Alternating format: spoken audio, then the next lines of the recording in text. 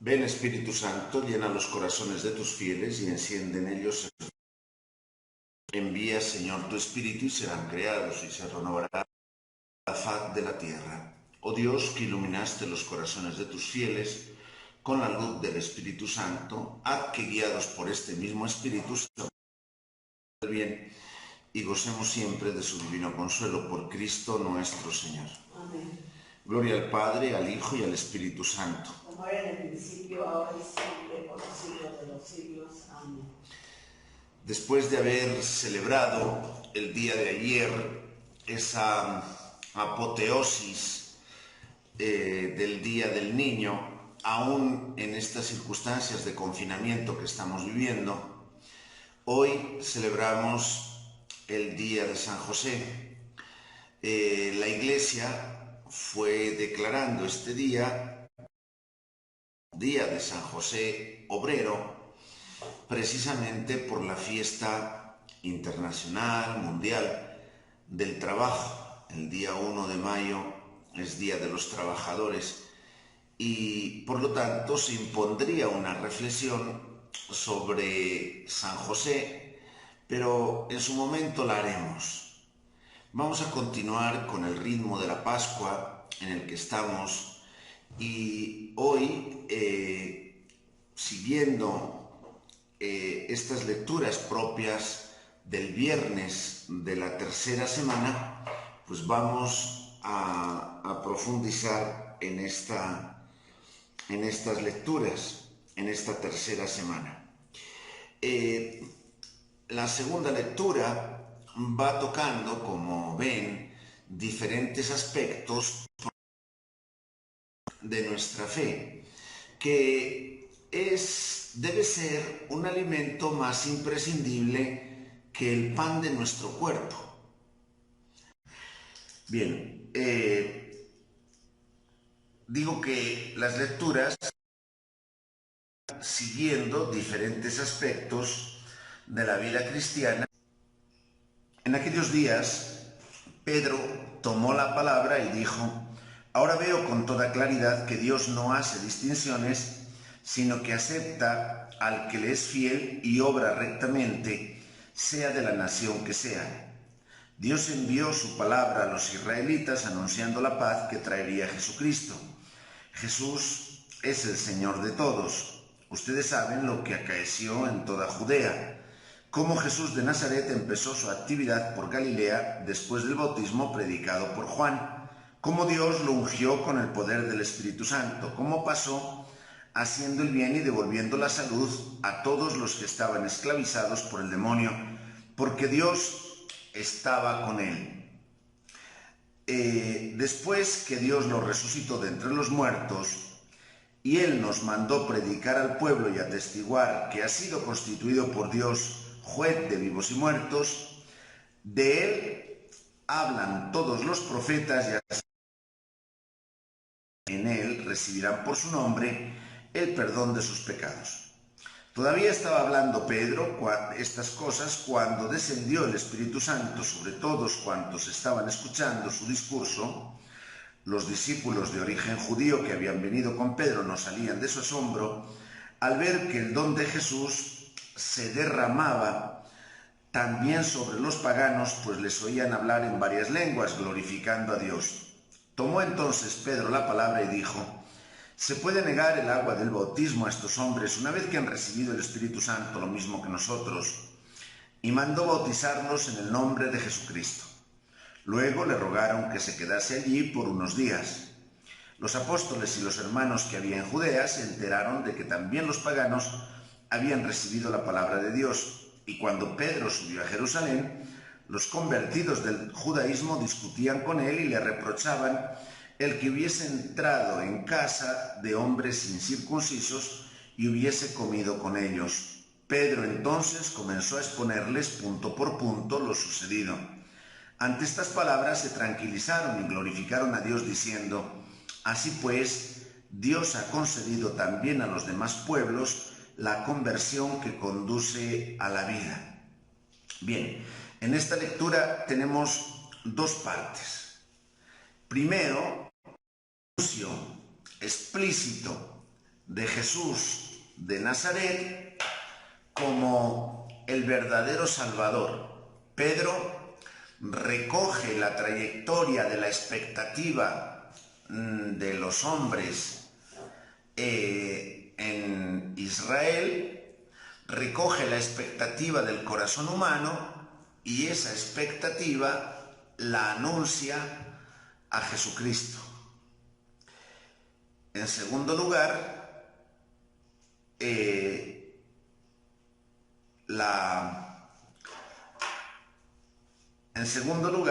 la lectura va situándose en esta polémica.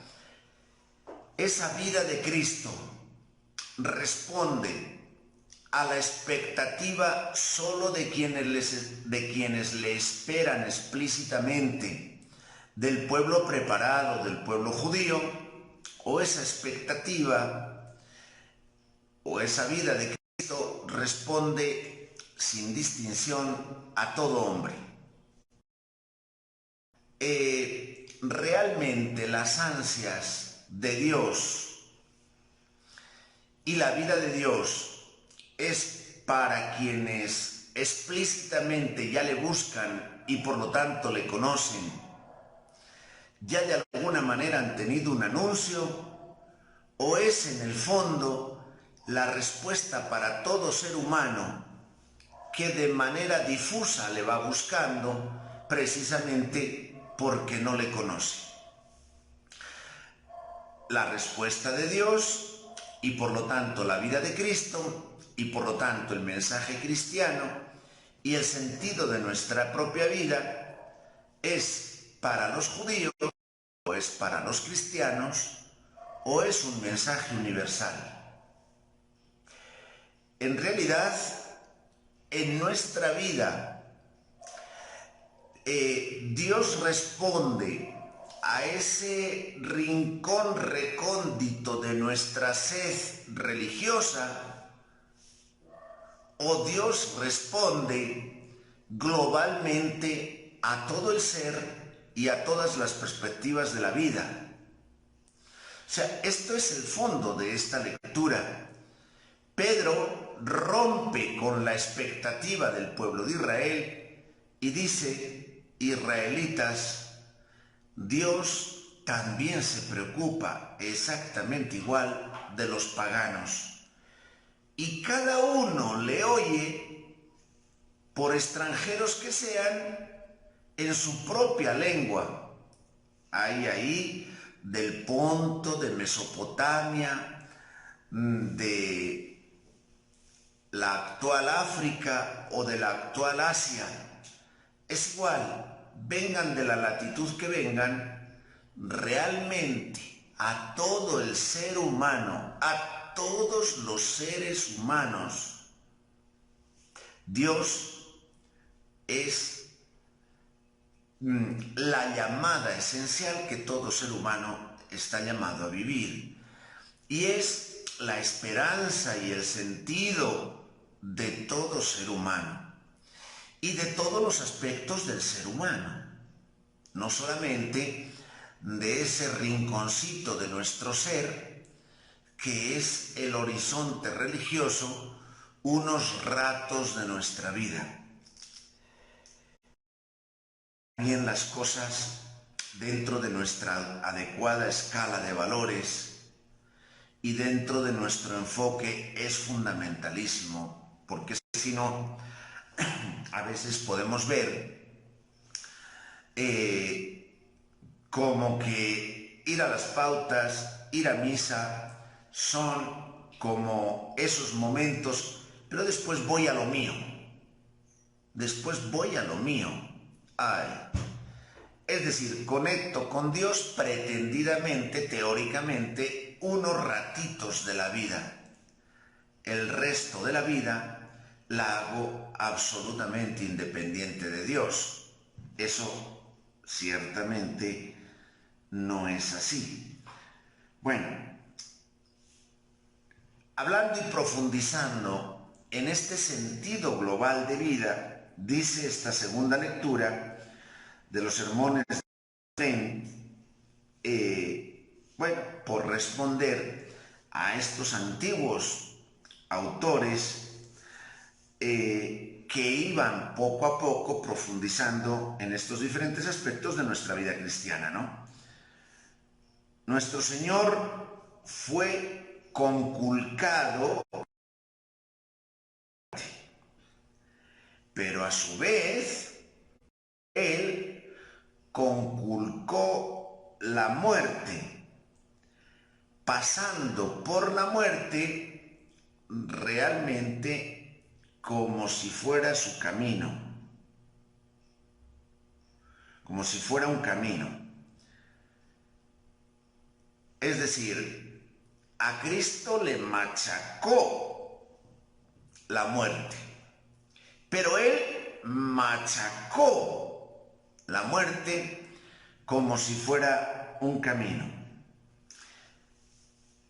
Podía perfectamente haber elegido otro camino, pero se sometió a la muerte y la soportó deliberadamente, precisamente para acabar con la obstinada muerte. Nuestra experiencia, analícenlo en muchos sentidos, es de muerte, es de desconcierto, es de decepción. Nuestra experiencia diaria con frecuencia es de miedo, es de fragilidad, es de cansancios. Nuestra experiencia diaria es con mucha frecuencia de decepciones, de desengaños, es de contradicciones personales. Incluso si nos queremos culpabilizar un poquito más, nuestra experiencia diaria es de engaños, es de falsedad. Ahí estamos más o menos envueltos con frecuencia. Es decir, tenemos una experiencia diaria, a veces, que no es realmente el estar envueltos de manera tan positiva, ¿verdad? Y sin embargo, nuestra experiencia diaria es un permanente gozo, si así lo queremos vivir, en la contemplación de ver cómo esas situaciones las vencemos triunfantes. Ese es el arte de la vida. Nuestro Señor se sometió a la muerte y la soportó deliberadamente para acabar con la deliberada muerte. Salió cargado con su cruz, como deseaba la muerte, es decir, la muerte realmente quería machacar a Cristo. Así salió Cristo con la cruz, pero desde la cruz gritó Jesús, llamando a los muertos a la resurrección, justamente en contra de lo que la muerte deseaba. El paso de Jesús por la muerte es un paso que toca finalmente en la resurrección.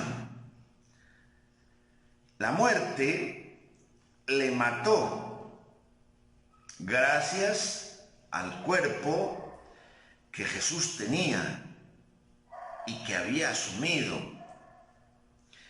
Pero Él, con las mismas armas, triunfó sobre la propia muerte en el mismo cuerpo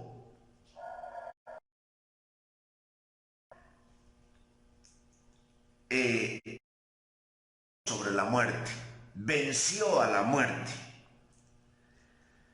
La divinidad de Cristo se ocultó bajo los velos de su frágil humanidad. Pero de esa manera pudo soportar el acercarse a la muerte, y la muerte le mató en su humanidad.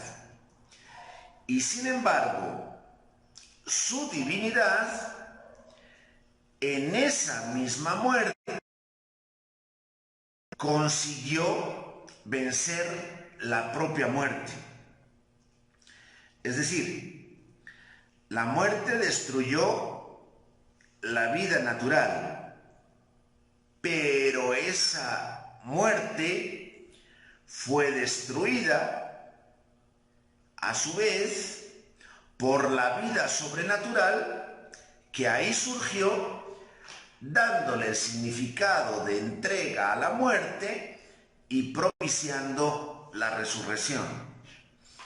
El grano de trigo que cae en tierra y muere, espera un instante y verás que esa muerte es vencida al propiciar el germen y el tallo de la nueva planta, abundante en su fruto y por lo tanto semilla de vida. Es decir, la vida vence definitivamente a la muerte, haciendo que esa muerte sea fecunda de vida, ¿verdad? Entonces la muerte, en efecto, no hubiera podido devorarle si él no hubiera poseído ese cuerpo frágil, ni el abismo hubiera podido tragarle si no hubiera estado Cristo revestido de... Por ello, quiso el Señor descender al seno de una virgen para poder ser arrebatado en su carne, en su ser carnal. El reino de la muerte. Así, una vez que asumió su cuerpo, el cuerpo penetró en el reino de la muerte, destruyó su riqueza. Decíamos que Eva gustó la muerte, por lo cual esa madre de todos los vivientes se convierte en fuente de muerte para los propios vivientes. Hablamos a veces en nuestra catequesis, en nuestra comprensión de la fe, del pecado original, ¿verdad? Pero ese no es el destino en el que le toca vivir a la persona. Por eso, luego aparece María, esa nueva vid que reemplaza, es decir, se reinjerta en la madre de los vivientes, siendo la madre de la gracia. En ella habitó Cristo, vida nueva. La muerte, según su costumbre, va en busca de su alimento, pero no adivinó que ese fruto mortal en realidad contenía la vida destructora de la propia muerte. Por eso, la muerte mordió sin temor el fruto, la humanidad, y liberó precisamente la vida escondida en ella, juntamente con ella. De esa manera, el admirable hijo del carpintero llevó su cruz hacia la muerte,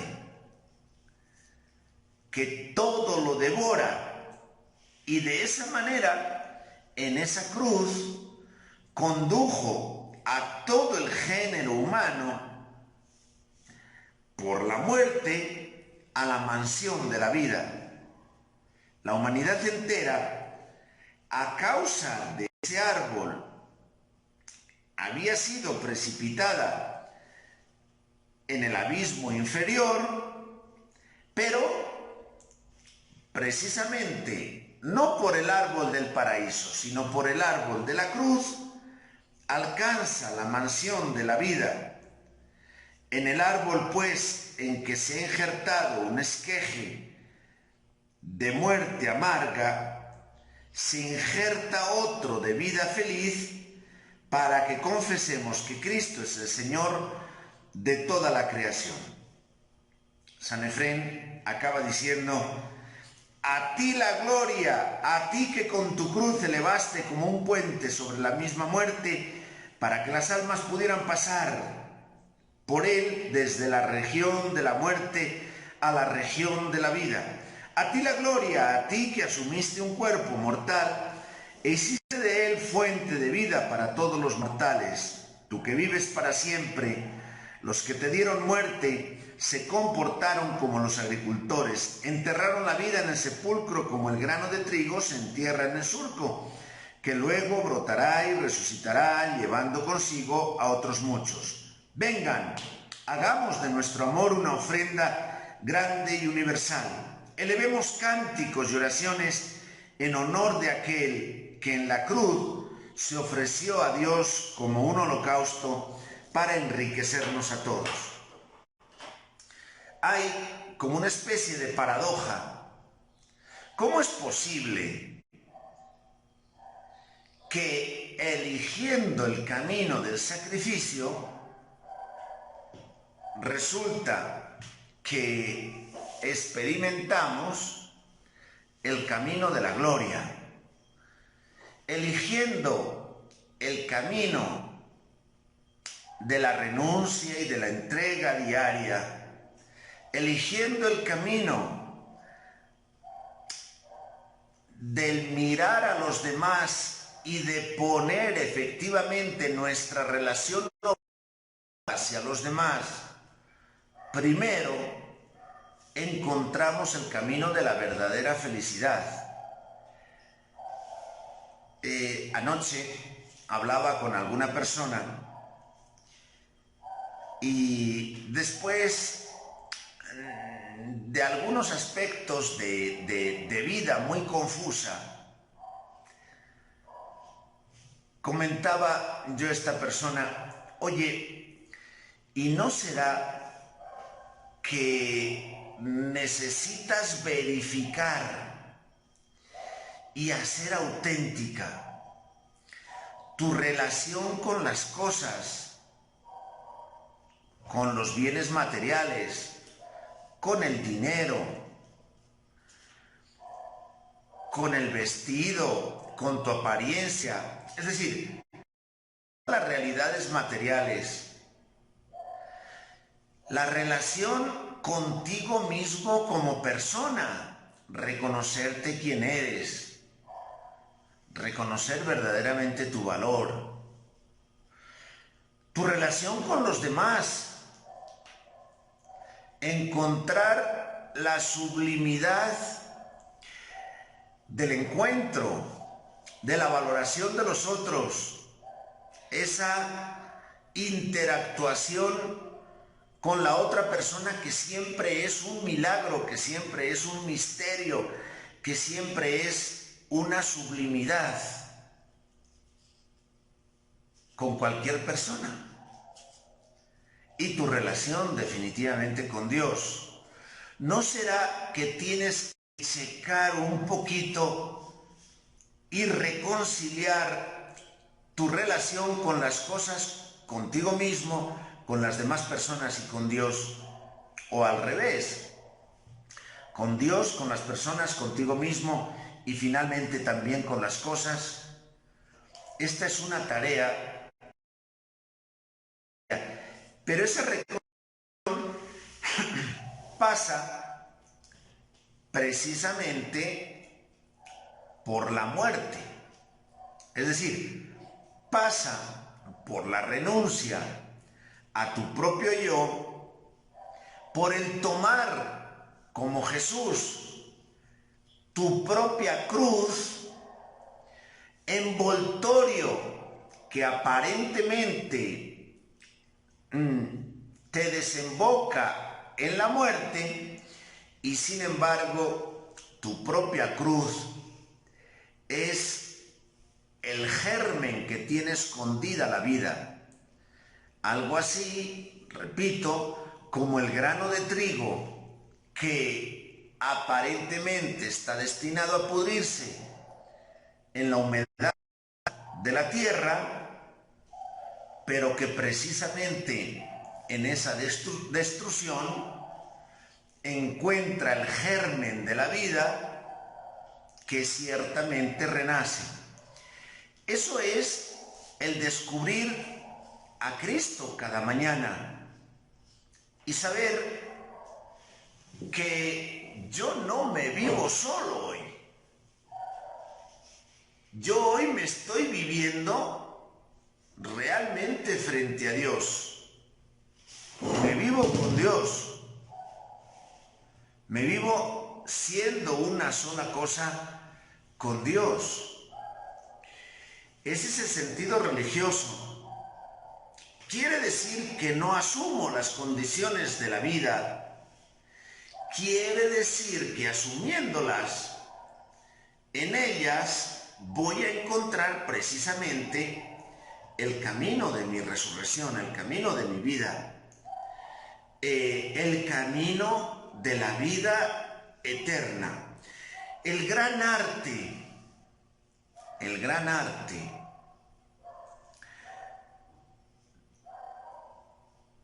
de la vida, o el arte de la vida, en realidad consiste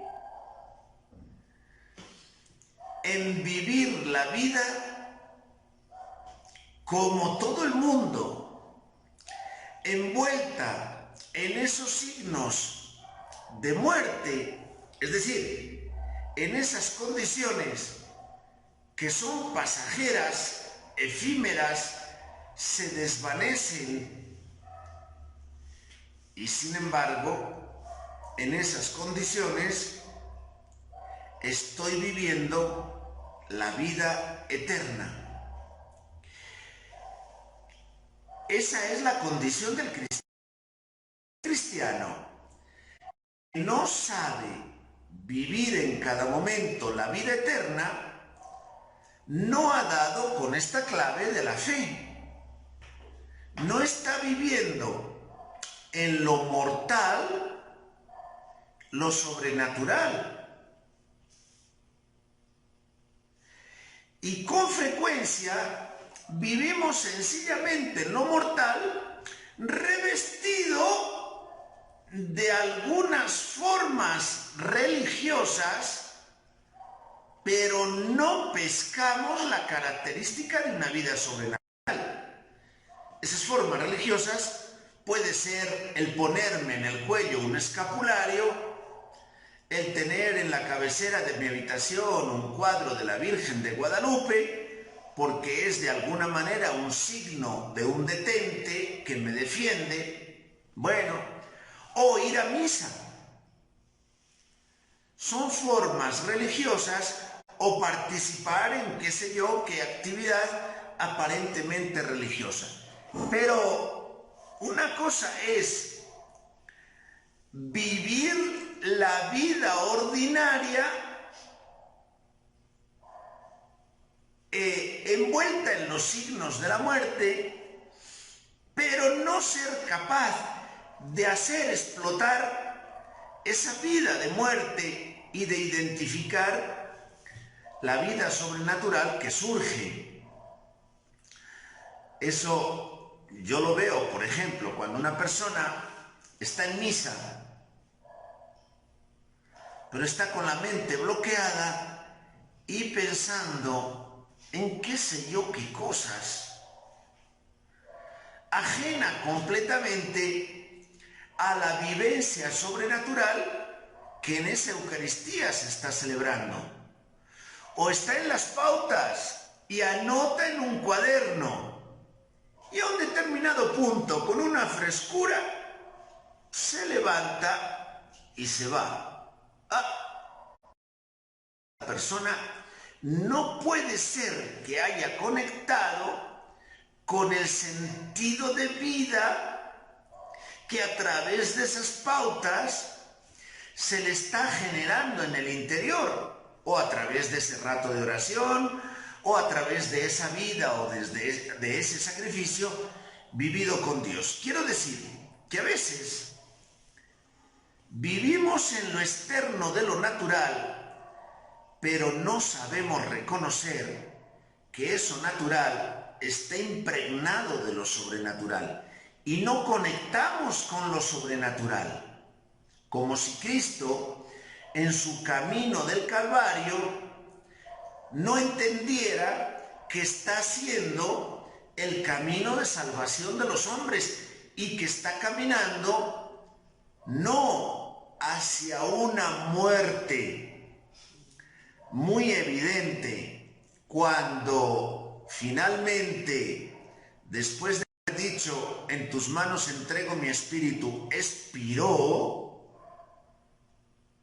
Pero Jesús sabe perfectamente que esa expiración es en realidad el germen de la vida sobrenatural. Es la salvación del mundo, es la respuesta amorosa frente a la voluntad de Dios, y es en ese mismo momento, en realidad, el cauce de la resurrección gloriosa, no de Él, sino de todos los hombres, y es la experiencia del cielo.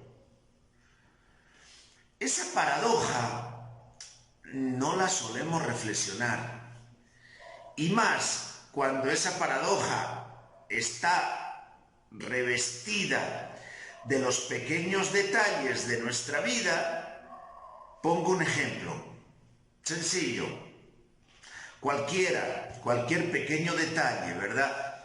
Por ejemplo, me dicen, oye, lo estás haciendo mal, y mi reacción es sucumbir a la muerte. Me ha dicho que lo estoy haciendo mal. Me genera un disgusto, me deprime, me hace decaer, me genera internamente angustia. Lo estoy haciendo mal. Empieza poco a poco a cocinarse mi propio orgullo y acabo diciendo, ¿ves? Siempre lo hago mal. Esta persona que se ha creído, ¿quién es para decirme que lo hago mal? Y se empiezan a cocinar unos signos de muerte que no generan fecundidad para la vida. Qué diferente cuando me dicen, esto lo estás haciendo mal. Efectivamente, aquí hay un camino donde puedo crecer y aprender a hacer las cosas bien. Qué maravilla que tengo personas al lado que velan por que hago las cosas mal. No lo hice mal, en realidad, lo hice bien. Bueno, hemos hecho todo nuestro mejor esfuerzo porque las pautas hoy fueran poco a poco iluminativas. Como ven, se nos ha cortado y se nos ha cortado. Dicen desde Telcel está funcionando mal. Bueno, tengamos un poquito de paciencia, y así como estamos arreglando diferentes aspectos de la vida, pues arreglaremos también este problema de las transmisiones. Bien, esto limitado que nos ayude a entender también que detrás de estos signos de muerte, de cosas que no funcionan, precisamente podemos leer los signos de la vida, de una vida que más allá de esto sigue, se esfuerza, conecta con Dios, sabe tener paciencia, se ilumina, mira adelante, vive con esperanza y poco a poco, en medio de dificultades, va haciendo camino hacia Dios. Que hoy también a través de estas lecturas nos sintamos muy iluminados y guiados en esta vida divina, que así sea.